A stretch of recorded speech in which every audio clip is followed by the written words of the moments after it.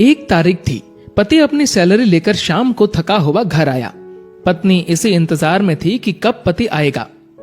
पत्नी ने उसके आते ही उसे गर्मा गर्म चाय पिलाई और पूछा कि सैलरी आ गई होगी आपकी आज तो।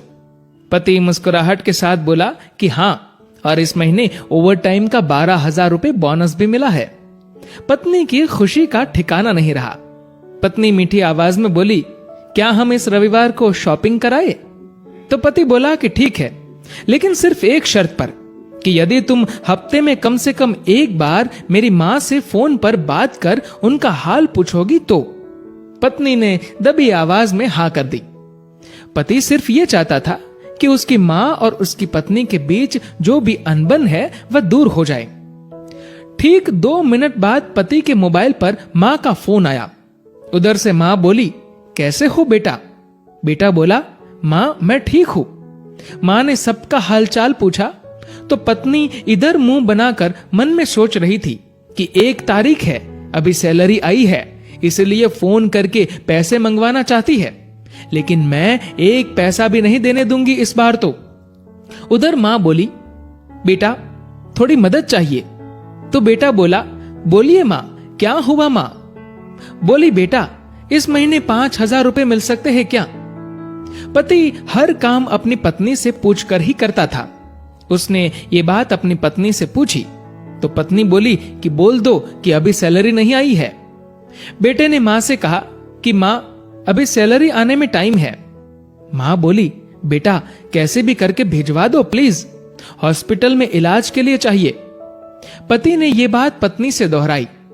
पत्नी बोली, माँ से बोल दो कि सरकारी हॉस्पिटल में इलाज करवा ले। पति ने माँ को यही सलाह दी तो माँ बोली, बेटा उधर इलाज सही से नहीं होता और वह ध्यान भी नहीं रखते। इस बार तो पत्नी को गुस्सा आ गया और वह अपने पति से बोली कि बोल दो उन्हें कि हमारे सर पर पहले से इतना बोझ है और अब इससे ज्यादा हम सह नहीं पाएंगे, इसीलिए सरकारी हॉस्पिटल में ही इलाज करवाओ। पत्नी के शब्द बिगड़ गए ये बोलते हुए कि वैसे भी 4-5 दिन की मेहमान है। पति इस बार बोला कि ऐसे तो मत बोलो माँ के बारे में। इस बार पति को थोड़ा गुस्सा आ गया, लेकिन मन को शांत करते हुए माँ से बोला, माँ इस महीने नहीं हो पाएगा, इसलिए सरकारी हॉस्पिटल में ही करवा लीजिए आप इलाज। माँ उधर से भीख मांगने लगी कि बेटा प्लीज 2,000 रुपए तो दे दो। तो पति आंखों में आंसू के साथ पत्नी से बोला कि कम से कम 2,000 रुपए तो देने दो।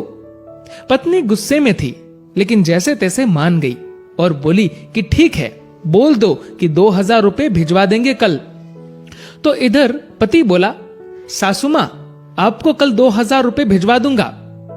पति के मुंह से इस बार मां की जगह सासू मां सुनते ही पत्नी को चक्कर आने लग गई, जुबान लड़खड़ाने लगी, पसीना छूट गया और पति से पूछा कि क्या ये मेरी मां का फोन आया है?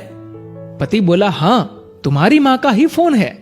मैं तो तुम्हारी मां को भी अपनी मां ही समझता हूं, लेकिन तुमने कभी मेरी मां को अपनी मां की तरह समझा ही नहीं।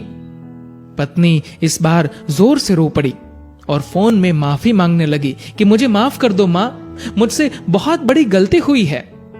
तो उधर से मां बोली, बेटी यदि सिर्फ एक मां का दिल दुखाया होता तो माफ कर देती, लेकिन तुमने तो आज एक नहीं बल्कि 2 मां का दिल दुखाया है।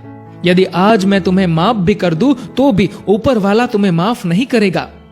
दोस्तों, ऐसा माना जाता है कि अगर ऊपर वाला भी मां का कर्ज चुकाने आ जाए तो वो भी कंगाल हो जाए। एक मां खुद मौत के मुंह में जाकर जिंदगी को जन्म देती है। उस मां का सम्मान करे। मां तो मां होती है, उसको मरने से पहले जीते जी ना मारे। दोस्तों, इस कहानी को लेकर आपकी क्या राय?